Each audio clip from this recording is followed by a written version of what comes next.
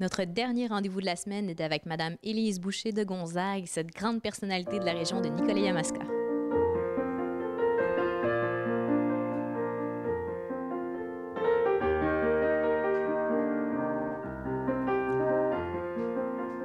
Madame Boucher de Gonzague, pouvez-vous nous parler de vous en quelques mots? Parler de moi, je suis une artiste de la scène.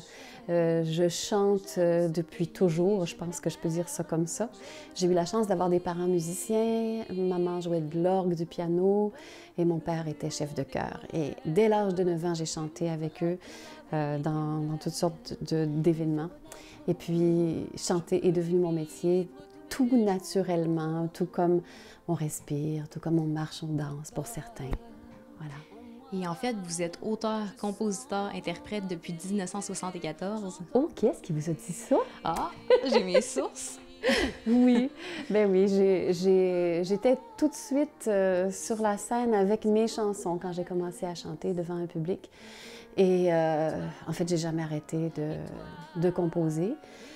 Et parallèlement à ça, j'ai aussi eu la chance de toucher à plusieurs types de répertoires, de la chanson, du chant sacré, du jazz. J'ai fait vraiment... j'ai fait le tour de beaucoup de répertoires différents. Et vous avez à votre actif quand même 2 albums. Oui, j'ai 2 albums, puis je vais vous dire un secret, j'en ai 3 et demi. En fait, le premier album que j'ai eu la chance d'enregistrer, c'est un album d'auteur-compositeur, justement. Et à ce moment-là, j'étais en France. J'avais eu un contrat en France qui a fait en sorte que je suis restée finalement vivre là-bas. Cette histoire a duré 15 ans. Et les musiciens que j'ai rencontrés là-bas ont eu envie de s'investir avec moi pour que je fasse un album d'auteur-compositeur avec les chansons que j'avais écrites depuis plusieurs années déjà. Et ensuite, on s'est impliqués ensemble pour faire un album avec les chansons de Félix Leclerc, incluant quelques-unes de mes chansons. Et ça a été un parcours exceptionnel pour moi en France, ça a été vraiment merveilleux. Et après ça, j'ai fait partie d'un ensemble de jazz en France aussi. Et on a fait un album ensemble.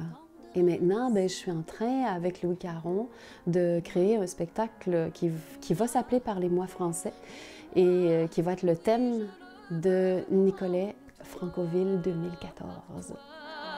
Pour toi, j'en fais le vœu, je t'offre toute ma tendresse. Aïe, aïe, aïe, aïe, aïe, aïe.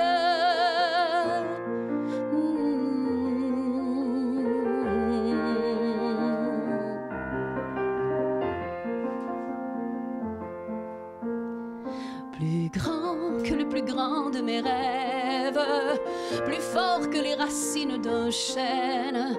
J'aime ce pays, j'aime la mer, j'aime sa vie. Plus grand que le plus grand de mes rêves, plus fort que l'appel des sirènes. Puis en 2012, vous avez eu la chance de participer au Festival mondial de musique des femmes d'ici et d'ailleurs.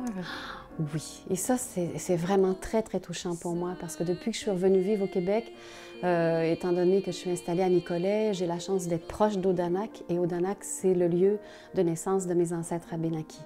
Et donc, je participe au Power depuis plusieurs années et il y a quelqu'un, l'organisatrice de ce festival international pour les femmes autochtones, a eu envie de me demander de participer à cet événement-là. Et j'ai trouvé ça vraiment très, très touchant. Et puis, vous, comme vous disiez, vous êtes en fait d'origine québécoise abénakise. Ouais. Est-ce que vous avez l'habitude de chanter en abénaki? Je chante en abénaki depuis à peu près ça, 5-6 ans. Mais il y a un chant que j'avais appris il y a très, très longtemps, grâce à un album d'Alanis Obomsawin, qui était le chant Ndodana, qui est le thème thème moteur de Odanak.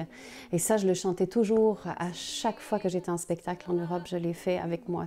Il m'aidait à rester vraiment connectée à mes racines autochtones. Et depuis que j'habite ici au Québec, depuis 5 ans à peu près, là, j'ai eu la chance de rencontrer Nicole Obomsawin et Thérèse qui m'ont appris plein de chants qui font partie maintenant de moi. Et j'ai beaucoup de bonheur à les présenter en spectacle aussi. Puis, en terminant, est-ce que vous pouvez nous dire, en fait, qu'est-ce qui vous motive à poursuivre dans ce domaine? Le domaine de la chanson, je pense que je ne pourrai jamais arrêter. Si j'ai la chance de chanter toute ma vie, je vais le faire. Pour moi, chanter, c'est respirer. C'est ma façon de respirer. Alors, c'est que du bonheur. Merci beaucoup. Merci.